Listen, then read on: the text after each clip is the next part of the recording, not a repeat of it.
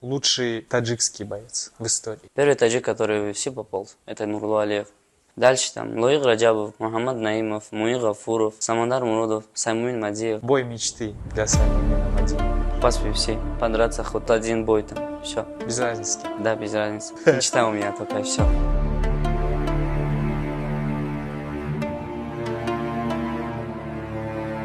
دلی شعر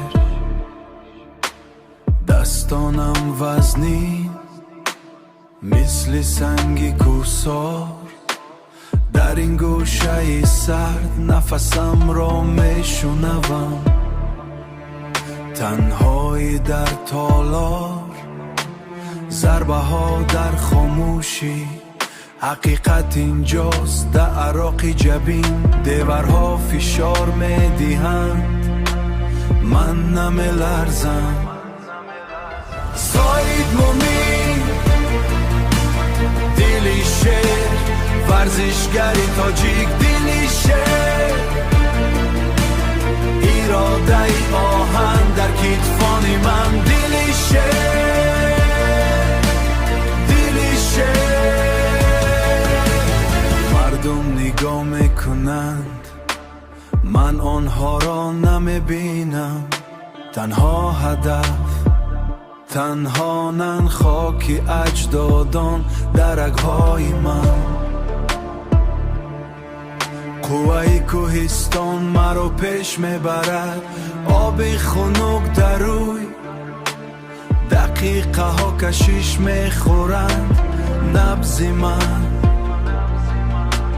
مثل تپش کوه تا پیروزی سعید مومین دلی شیر ورزشگری تاجیک دلی شیر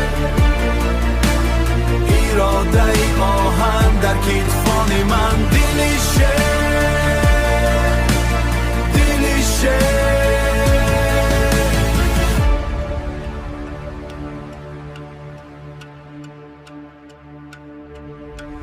من میمانم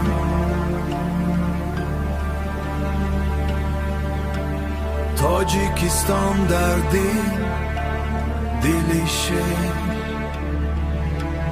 وقت استاده است فقط نفس سعید مومین در خاموشی دلی شیر